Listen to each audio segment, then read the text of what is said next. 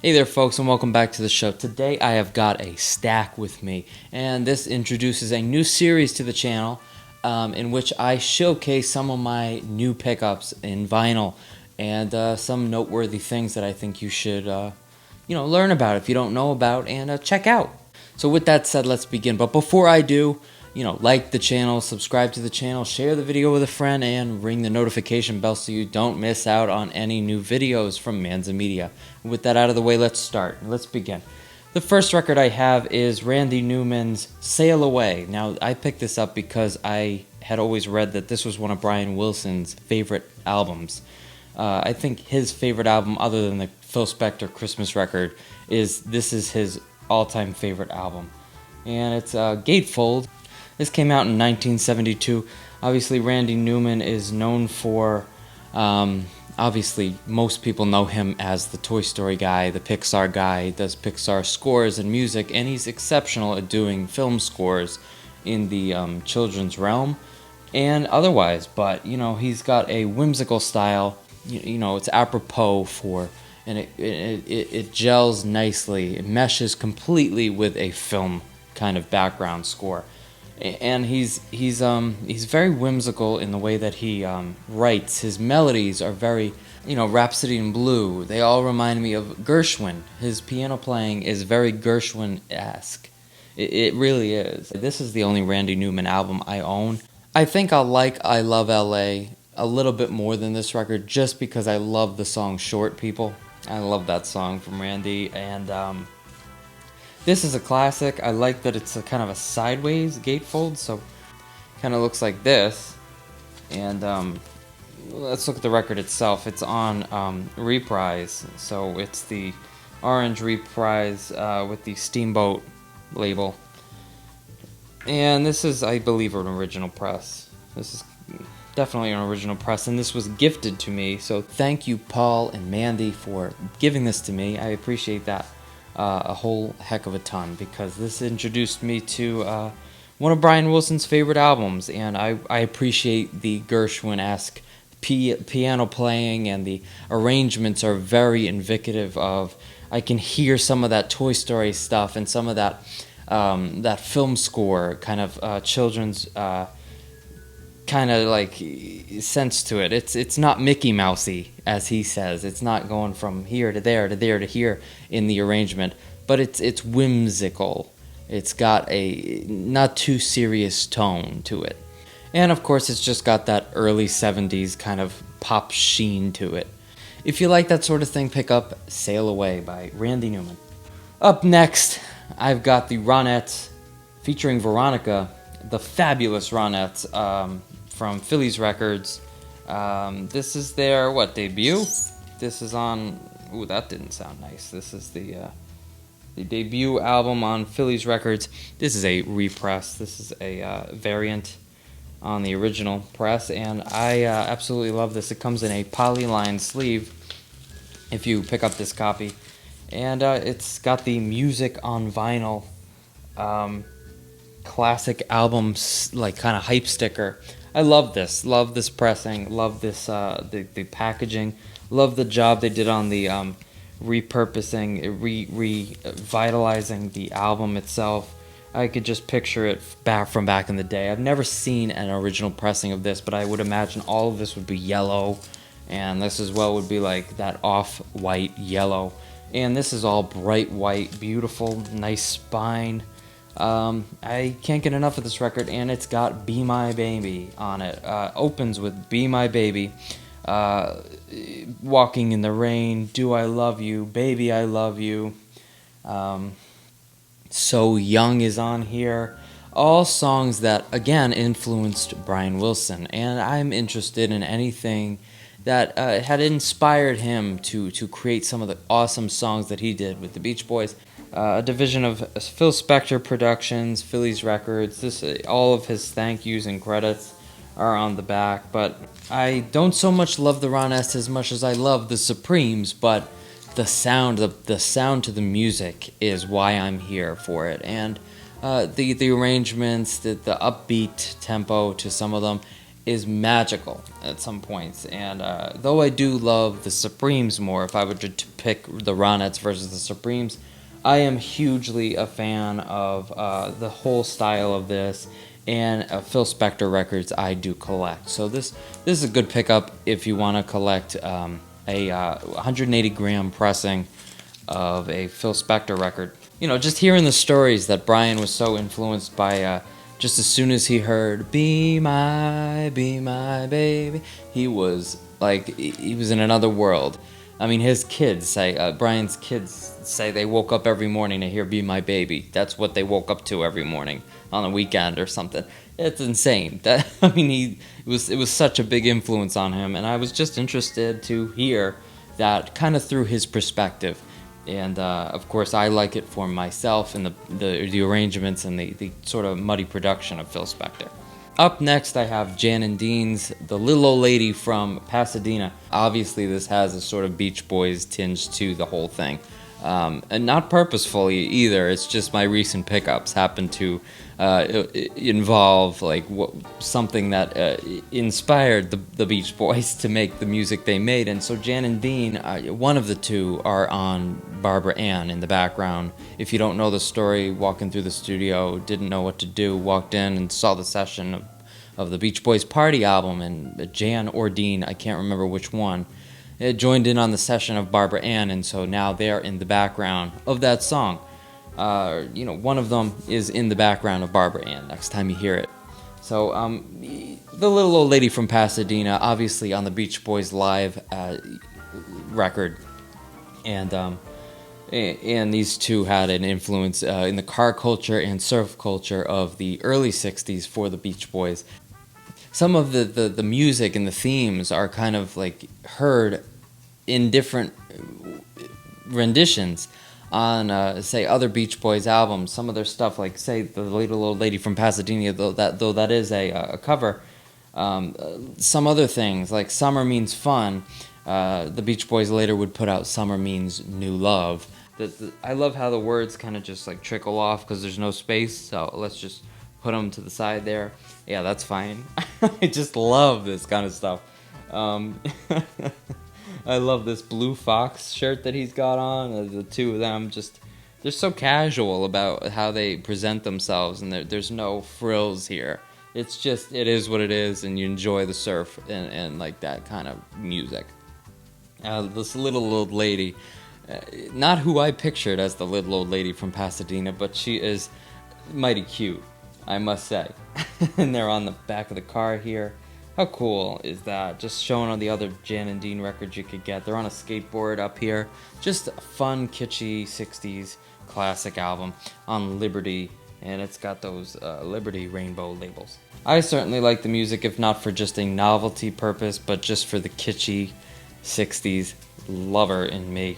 Next up, a mighty good pressing of Michael Jackson's Thriller. I just happened to pick this up at Inclusion Records in Massachusetts, and in Weymouth, Massachusetts. Check them out if you're in Massachusetts. Michael Jackson, Thriller, love it. He's got a tiger. I've never picked up this record before, though I know every song on it just from hearing it on the radio for pretty much my entire life. I never picked up this record, never knew what was inside. I always thought it's going to be like $30, so I'm not going to pick it up. But I saw this copy and paid like, $10 for it. Sure, perfect. And it sounds, there's not a crackle or pop pretty much on this entire record. Fantastic pressing. It's an original 1982 press of this, and it was a little dirty. I had to clean it up, of course, but original inner sleeve. It has the original inner sleeve and thank yous, credits, all that. Paul McCartney and Michael fighting after The Girl Is Mine depicted here. And I actually never knew that The Girl Is Mine was on this until now. I love that song, The Girl Is Mine, on Epic Records, original pressing. So nice. I'm sure every one of you who loves vinyl already owns Thriller, but I mean, this is just a fantastic dance record. Obviously, I like all the stuff that's on the radio. I hate the song Beat It. but I like all the radio hits on this, and I'm not ashamed to say it. So, this is a good pickup for me. Next, I have the Velvet Fog, otherwise known as Mel Torme, Velvet Moods. And this was another gift from Mandy and Paul. Thank you guys again so much for giving this to me. I cleaned this up quite a bit. Nice little... It had some dirt and wear, but generally all four corners were nice. All four corners were straight and nice, square four corners, and generally in good shape. No peeling, no evident horrible wear. But on Spinorama Records, that's the label. He goes into this sort of thing where he starts every song off with talking with a woman, and we hear his voice talking to a woman on every track before the music starts, and that's kind of irksome for some. I don't really enjoy it all that much, but he does that on multiple different early records from Mel Torme, just having a conversation with the girl, and it's kind of depressing for me for some reason. I don't really enjoy it, and it's just something that isn't needed. He could have just sung all the songs and put them without the banter beforehand. But, I love this. It's a calming, nice record on a rainy day. Throw it on. Can't go no wrong. Mel Torme, I love the guy. He's great voice. Perfect pitch. Almost perfect pitch. And my grandpa says that it's almost too perfect and too sterile sometimes. It's not as so much edgy at all because it's so on pitch. His voice is so on pitch. Though he can scat like nobody else. Better than Ella Fitzgerald, better than anybody. He can scat. The man later in life was scatting all over the place. And he's great at that. Shibbity-bee-bop-boo. He loves to scat. And I love to listen to him scat, so he can scat all he wants. Up next, an artist I've been looking for on my want list, Bobby V. I like that song, Rubber Ball. This is on Liberty, and it's kind of a beat-up Liberty Rainbow label, but regardless, the cover's good. The cover's in good shape, and I'm a fan of that. I like the picture here, him with the lights. He's looking great. I like the font. I'm here for it.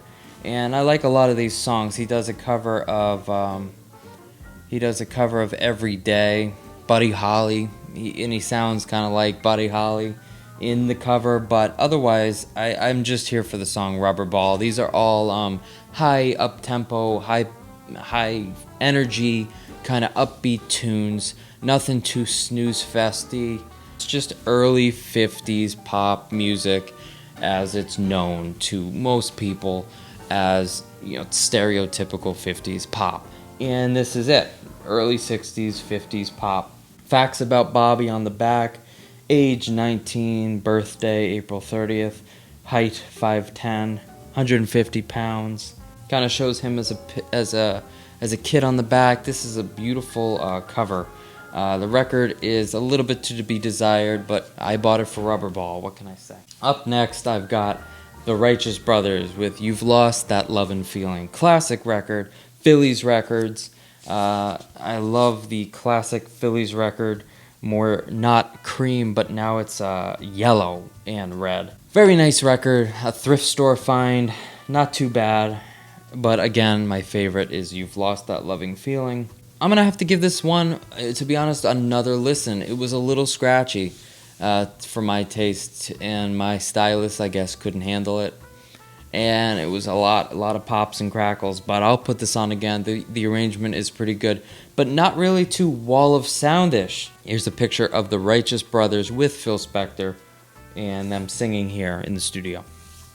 I just love it. A little blurb from Phil here, and I like the cover a lot, and I love that song. And, it doesn't have that wall of sound kind of production, but it's still great production all the same. Something that I have a little story with, I was at a thrift store down the street and saw this record and didn't pick it up till I heard a song from this record. I have a free trial for XM radio, and Seriously, Sinatra is a staple. It's playing in my grandpa's car probably to this day. That's all he would have on.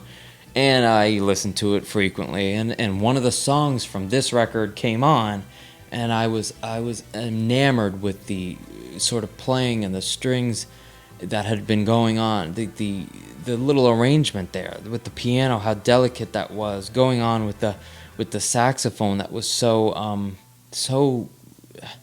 calculatedly jazzy, and it was so nice, so smooth. It reminded me of that portion in Nat King Cole's Christmas song in the solo of that song. Listen to it again if you forget it. It's I mean, how could you forget it? They play it so many times, but the piano in that is so delicately calculated, and it's something I have always loved. That whole thing is in this record. That whole kind of aesthetic, that calculated jazzy, great arrangements, great band playing, great music to some of these great songs. He does South of the Border on this, Swinging Down the Lane, It's Easy to Remember, and They Can't Take That Away From Me, I think is the song I heard. I love the Sinatra version of that. He does a great version of that, and we get letters. We do. Why is it called We Get Letters? I don't know. Up next, I found in a Newbury Comics the other day an Avalon, Roxy Music Avalon, a nice American pressing. It's a U.S. pressing, unfortunately. But hey, it's got a hype sticker, hard to find. I've been in Newbury Comics asking for this for quite a while, and they say they get them in quite often. I was there, lucky enough to find this, that they got it in, and how awesome is that? So original, it comes with the original inner sleeve with lyrics on high fidelity vinyl on Warner Brothers Records, and to me, again, this is just rainy night in New York City, kind of synth jazz with the Talking Heads style vocal over top, and that's what it is to me. Cover will make you think otherwise, but this is a great album to test your speakers with. Michael Fremer, if you don't know him from Analog Planet, uses this to test speakers, to listen to high fidelity audio equipment. So it's a great album to the lows are low, the highs are high, to look at your stereo soundscape and determine whether it's not up to par or not. Easy if you just throw this album on. Highly recommend, if you haven't heard of this, pick it up. It's a very popular album and worth a lot if it's the original pressing from UK. I got a deal. It was pretty good. It was like $11, and I asked the guy, why is this so cheap? He thinks it was an old SKU that they had, and they mislabeled the SKU. So I was like, fine. Sure, perfect. That made me feel like I got a great deal. I'm going to offer you a 15% off Manza 15 code at nationgolfco.com. If you visit their site, you can look at all the great stuff, check out, put it in your bag, and put in that code at checkout, Manza 15, and you're going to get some great product in the mail sooner than later, faster than you'd expect, and it packaged beautifully. Manza 15 Nation Golf Co. It helps support me and helps support them. Enjoy the fellowship. Last but not least is the Beach Boys Feel Flows double album featuring the albums Sunflower and Surf's Up. The Sunflower album had the group coming together for what was a very fertile period in the late 60s, early 70s for the group.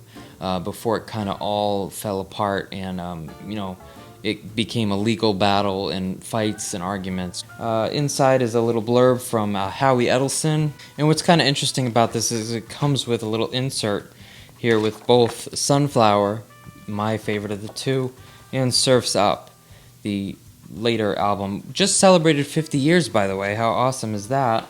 And in here it has all the different tracks and all the different little, thank yous and credits to who played what on every record. Special thank yous. And it's a pretty cool, in-depth look at some of the time, this time period for them. But I'll be honest with you, I'm disappointed in some degree because we don't get San Miguel on this pressing. It's behind a paywall that I would have to pay more to get the deluxe CD and book set with vinyl records, more vinyl records that they had. I went to Newbury Comics the same day I went and got Avalon, and it was there. Many copies of it, and the book, and everything. They had everything. The CDs and everything. It had just dropped that morning.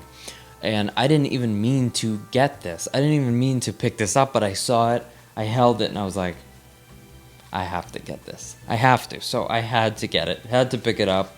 A new Beach Boys pressing, and a mighty fine mix. But I'll go back into the fact that I am disappointed we don't get San Miguel on here. It's a background vocals excerpt that we get. But we don't get the song. That's a fantastic song that was discluded from side A and B of the original album. And we don't get Till I Die as an instrumental. I love the Beach Boys XM station. And I was listening to that as well. It just ended.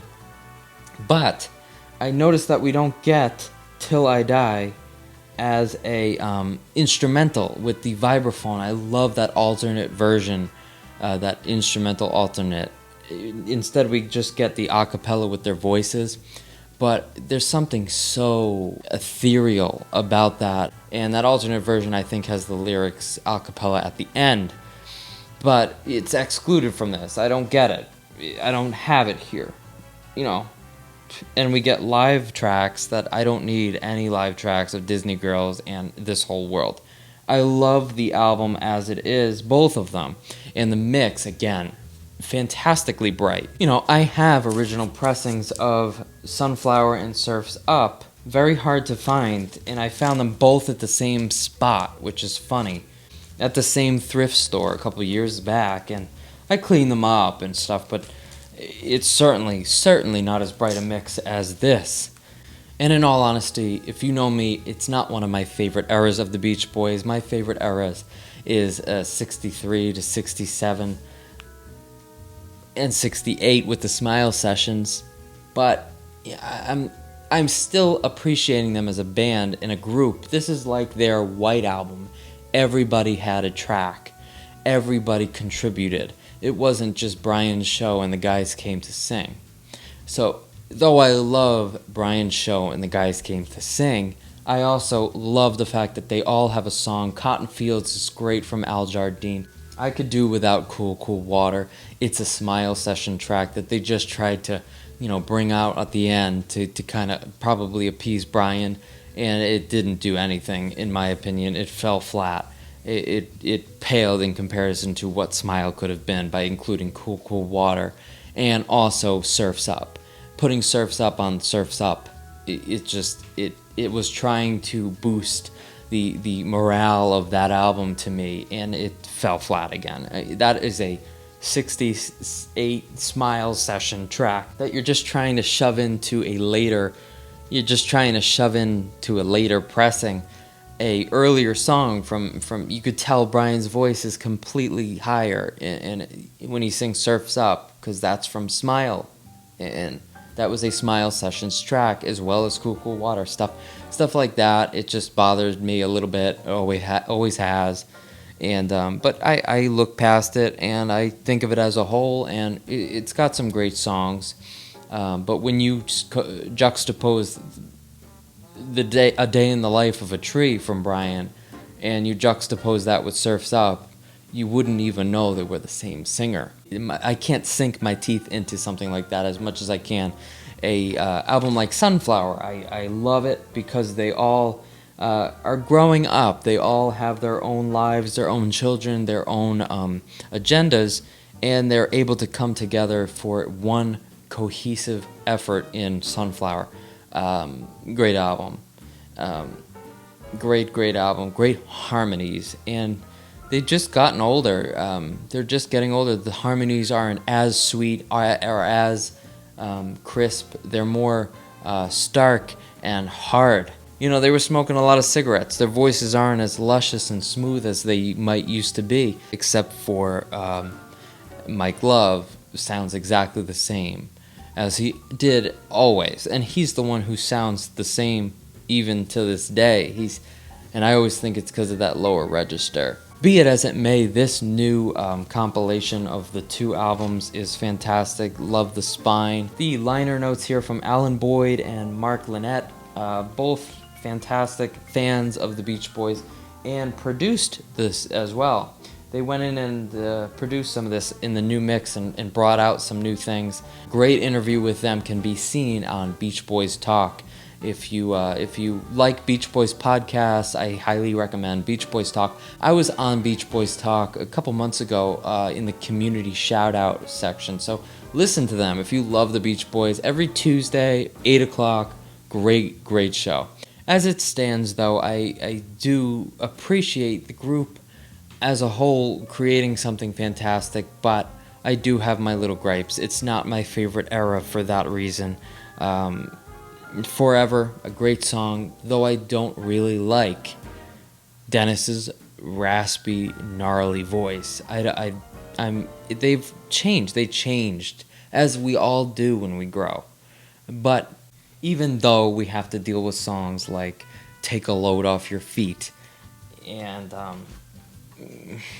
Don't Go Near the Water, just schmaltzy Mike Love talking about environmental oppression and student demonstration time.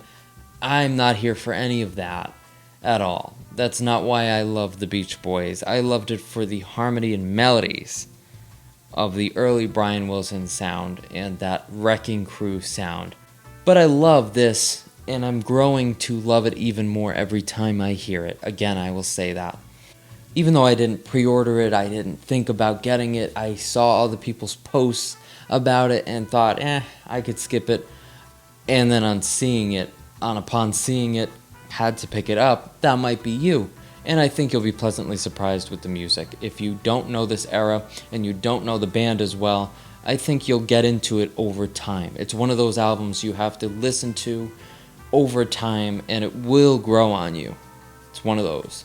So folks, that wraps up this episode, highlighting and showcasing some pressings that I think you should make note of and pick up. They're worth it. I'm happy with every one of them, and I thank you for watching to the end of this video. I want to thank everybody who supports this channel. Leave me a comment. I would love to know which one is your favorite. What do you think of the Beach Boys Feel Flow's new box set albums? What do you think of them?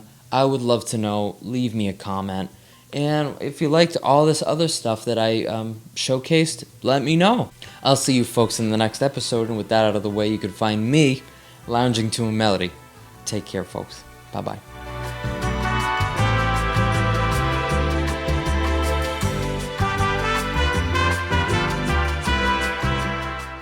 Thank you, folks, for tuning into this episode. If you do feel so inclined as to follow me on social media, you may gladly do so at Manza Media Art and Manza Media on every other platform. If you like prints, I've got an Etsy shop where you can see some of my original artwork and fan artwork. I'll catch you folks on the next episode of Manza Media.